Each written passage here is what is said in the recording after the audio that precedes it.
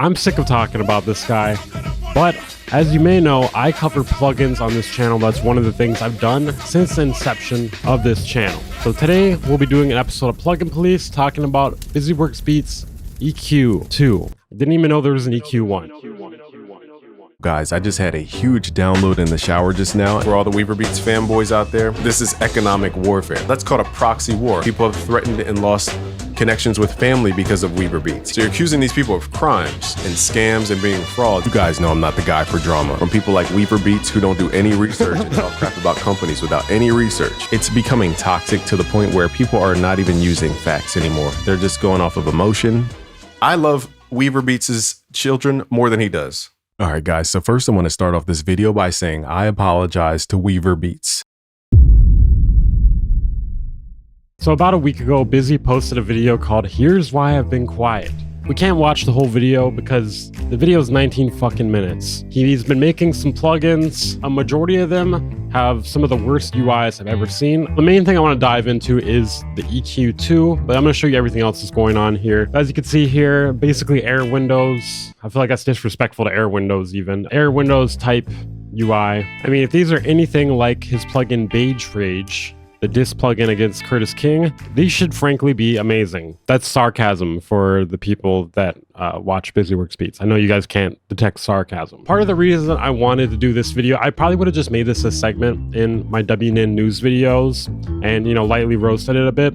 But he's been making some frankly insane claims about this, and he's also planning to charge for it. Now, if you look in certain places, it'll say it's free. Currently, you have to give an email in order to get it, which in some ways that is kind of like paying regardless. It depends what do you value more, your data or your money. $500 plugins versus free EQ. Now, in this video here, he puts a chain of $500 plugins, which none of them are EQ plugins, first of all, against his EQ plugin. This is very deceptive because if you actually look at what is in the chain here, there's R compressor, SSL Fusion Stereo Imager, Gold Clip L2 Stereo, none of which are EQs. So it's kind of weird to be comparing an EQ to a bunch of plugins of a different genre of plugin. Like, of course the EQ is going to make it sound better, at least like in the low end and whatnot, because none of those are going to boost the low end. You might as well be comparing your homemade ice cream against tomatoes. Like, of course the ice cream is going to taste better than the tomatoes. You're comparing ice cream to tomatoes. He doesn't really even process it very much with this chain here. So let's watch this clip here. You can see what I mean. Guys, I have unleashed the beast. You can get this free EQ at busyworksbeats.com/EQ. Or just comment the word EQ if you're on Instagram. As you can see, a lot of beginners, at least I hope they're beginners, are falling for this. So here's the initial chain. I have RComp doing expansion. I have the SSL Fusion Stereo Imager doing width. I have a Gold Clip on here to add the what they say knock, and then L2 to make it louder. Now, here's the before.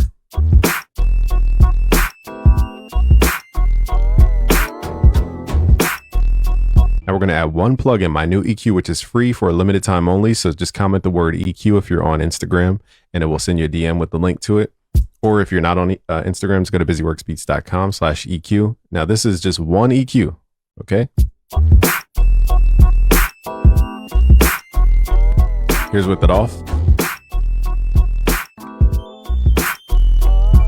But also we have this secret harmonic stash right here, which is my different algorithms from different plugins I've created just from one knob. If you turn this one knob up, everything sounds crazy. For those of you that don't understand, that's just saturation. This is just saturation. You could use your stock DAW saturator for that. So I have a ton to say about just this one clip here. Let's set aside the fact that this guy just tried to compare homemade ice cream to tomatoes in order to get you to go get his tomatoes. The correct thing to compare this to would be an EQ and saturator plugin. That would have been an honest comparison to show off your plugin and to show how it's the same or better. So there are two possible options for why he compared these plugins here. Option A is he doesn't know what he's doing and he doesn't see how these plugins are not comparable even in the slightest. Or option B being if he actually compares it to the plugins that make sense to compare it to, his plugin doesn't sound better or it sounds basically the same. Now I'll leave that for the audience to decide here. This guy's been doing this way too long though to be comparing his EQ plugin to a clipper, a limiter, and a stereo imager. of all things. Now, the reason why I suggested saturation on top of EQ here is because his EQ does add harmonics, which is what saturation usually does, and a clipper can do that. Now, I'm not for certain how much he ran the clipper in this plugin here, but it really seems like he didn't push the signal very much at all into any of these plugins. Now, the fact that this plugin adds harmonics can be a good or bad thing. I'll dive into that a bit later in the video. And that's one plugin, and it's only going to be free for a limited time because, again, this plugin is so good. I just can't give it away for free forever. It's just too good. I gotta definitely accept value for that. So I will say a few positive things about this plugin. It does do dynamic EQ and mid-side EQ. Granted, you can find other free plugins that do this too, that do it cleanly without harmonics. It also functions a bit like a saturator with the harmonic distortion modes. The major downside to this though is you cannot turn off the harmonic distortion. It's always on. So an issue with this being is when you put this plugin on your signal, it changes it immediately. There's no way to turn it off other than deleting the plugin. And generally, saturation itself will be superior than this because you have control over the dry wet signal, and it doesn't automatically change the signal the second you put it on. As you can see here, this ultra maximizer is not even being triggered by the audio. Like nothing's even happening. The only thing that's happening is he's turning it up. And the funny thing here is if the point of you putting this L2 plugin on here was to turn up the volume, you could have just used gain, a utility tool. You could have used basically anything that allows you to turn it up because there is no limiting happening here. From the top of the line companies, okay, we're talking SSL, Waves, we're talking Gold Clip versus one EQ that I created for you guys. It's insanely manipulative what he's doing here. Not only is he pretending that he's utilizing this $500 plugin chain to its full capacity, which he clearly is not, he's also acting like he's doing it for the culture. You know, he's doing it for the culture, but it's going to cost money. You can get it real quick. You just got to join my email list, which I will spam with you daily. I really hate how this guy is trying to manipulate beginner producers. If he's not trying to manipulate them, then I don't know what to call this here. I don't think he's inexperienced enough to understand how it's weird to compare plugins, including a stereo imager, to his EQ plugin. In the past, I tried to think this guy's just dumb. You know, maybe that's the reason why he does stuff like this. But at this point, it has to be manipulation. I don't know what else this is. What did these kids that watch him do to deserve this? Like, I'm sick of talking about this guy, but no one else calls him out on this shit. Maybe because he has no intention to change. But music production YouTube has a bunch of bullshit like this. People misleading and mistreating their audience. And then when you call them out on it, they do everything in their power to deflect against it.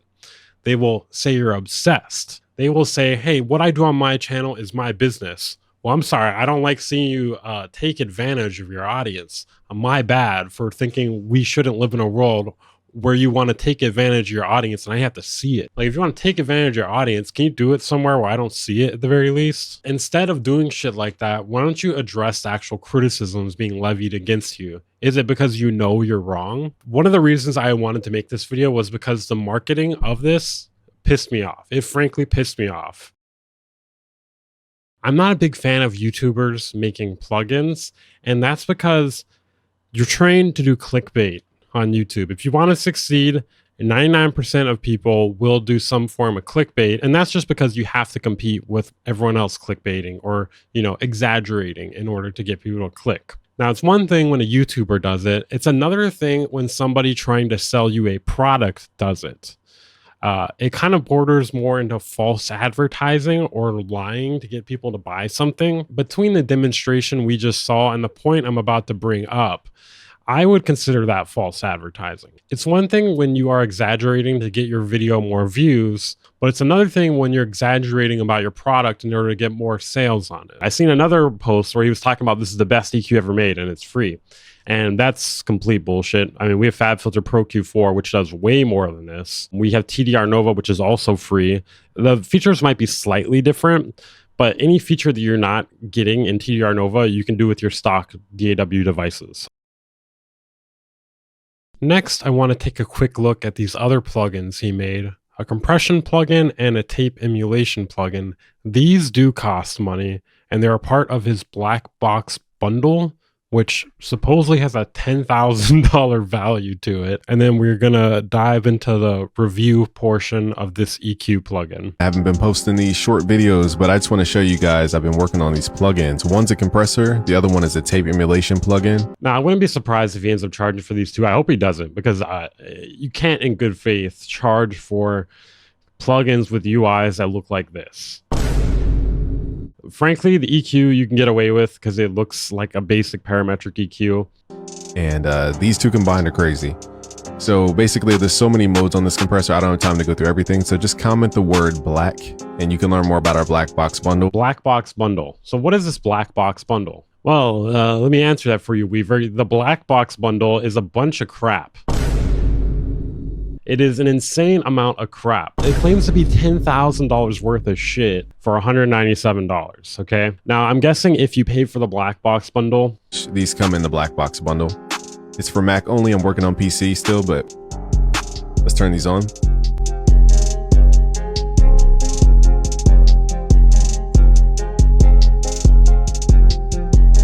We can even switch styles, so let's go to triode. Go back to mix. That sounds insanely bad. For more of a... First of all, I'm not paying for this Blackbox bundle. That's ridiculous. Modern saturations. There is a dry wet knob. He's not utilizing it for some reason. That might make this sound a bit better. So a lot of styles in here. I don't have time to go through everything with you guys, but check the YouTube page. So, you know, this is a lick, bro. I don't know what to tell you, man. There are free tape emulation plugins out there. There are free compressor plugins out there. Your DAW comes with a great free compressor usually. And if you want shit like this, you can just use saturation and get the same effect. This is not worth the money. That's really the thing. Hey, if you want to download the free shit, be my guest. You know what I mean? There are better free things out there, but just getting the free EQ for free, you know, it's not harming anyone, but I would definitely not pay for this shit here. You're being taken advantage of for sure if you pay for this tape emulation or this compressor plugin. So the next thing I want to do is take this plugin into the DAW, and we're going to really look at what it's doing here. Okay, so I have this beat here. I'm not even sure if I'm going to utilize it in this demo here. I guess I'll show real quick what the EQ sounds like.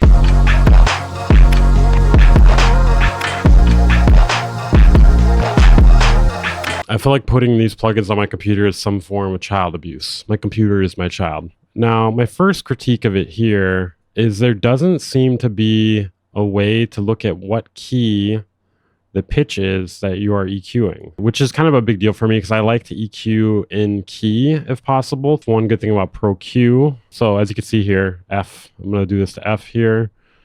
May want to roll off some low end here. Even Ableton stock EQ has the ability to see the pitch of your frequency. The reason why I really like this is because I like to EQ in key. Almost everything relates back to pitch. When you EQ a specific frequency, you're picking a pitch to boost.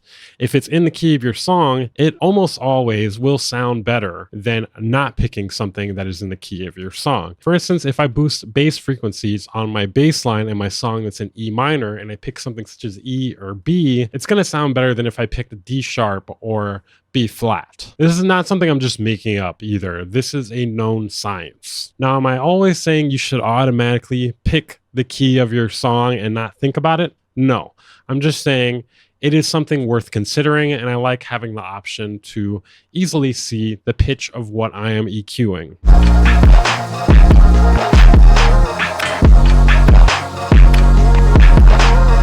So let's match it here. So I'm doing this let's go minus 7 dB. Okay, now let's look at Busy's thing. So another thing I don't really like about this is the way this functions. I don't know, I'm used to the way that FabFilter functions. So instead of like, you know, clicking over here and then creating a shelf, I have to, geez, this is annoying. Okay, you have to like right click and remove bands. I gotta change it to low shelf. Okay, okay, one good thing here is you can change the cue with the middle mouse wheel. That's one good functionality here. So let's see, minus 7 dB. What is the, let's match it. So these should be doing the same thing here. Pro Q. Busy's. Pretty much sounds the same. That makes sense though, because Pro Q is supposed to be a clean EQ. I feel like it's fair to compare this plugin against Pro Q4 because Busy did claim this is the best EQ and that he plans to charge for it in the future. And he's saying it has a $200 value, and last I checked, that's about the price of Pro Q4. So I decided to run this plugin through Plugin Doctor. Now, there's a bunch of footage of me utilizing Plugin Doctor. I'm just going to throw it on the screen while I talk about it briefly because I don't want to bore you guys with that portion of this video. It's very boring. I will give you the results though. This is not a clean EQ. This could be a good or bad thing depending on what you're looking for. Harmonic distortion is happening at all times with this plugin. There is no way to turn it off. The second you put this EQ on your chain, it adds harmonic distortion. Now, if you're looking for that sound, that's fine.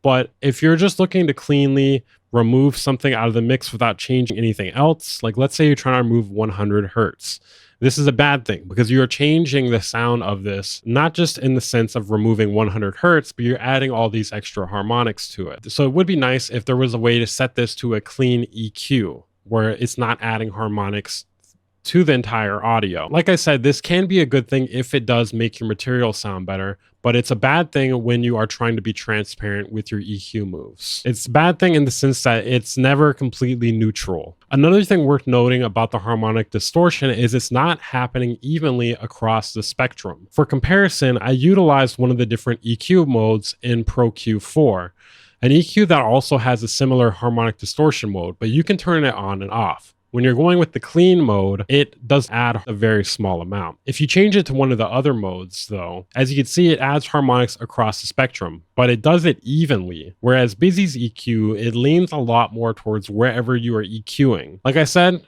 could be a good or bad thing, depending on what you're going for. It's probably something that's not too audible when you are just EQing one audio file, but when you're EQing an entire mix, this could go in a variety of directions because it adds up over time. Another thing I noticed is it seems to use quite a bit more CPU than Pro Q, and Pro Q has quite a bit more features. It even has the ability to see all your other instances of Pro Qs in the same plugin window, as in you can control other instances of the plugin all from one window. It has the option to sidechain and see clashes between audio. It has basically everything that you get in this plugin, plus a whole lot more. So it is a bit surprising that Busy's EQ uses a lot more CPU. I'm going to take a stab in the dark and say it's probably because it's coded with AI. I'd be surprised if this wasn't made with AI, especially at the speed at which these plugins were made. Now, I don't really have a huge problem with people using AI to make plugins. The big issue I have with it, though, is when they're not able to address bug fixes because of that. Because if you're having AI create the plugin, then there's a good chance you don't really understand the code. Now, I'm not saying he doesn't understand the code or wouldn't hire someone to fix any issues with it, but that is the potential danger with somebody utilizing AI to create software. What do you guys think of it? I think it's okay. Definitely wouldn't pay money for it. I know at a certain point it's going to cost money. And if you're seeing that when this costs money, definitely don't buy it. Definitely not the best EQ. Smart EQ by Sonable is actually one of the best EQs in my opinion. Separating it from FabFilter, it will EQ for you too. So if that's something you're looking for, that could be something you might want. If you want to support the channel, a great way to do so is Patreon. Ad money is not the greatest on YouTube, and a great way to make sure I'm able to continue making content here with no obligation to do so on a set schedule, aka rushing out videos. I'll see you guys next time.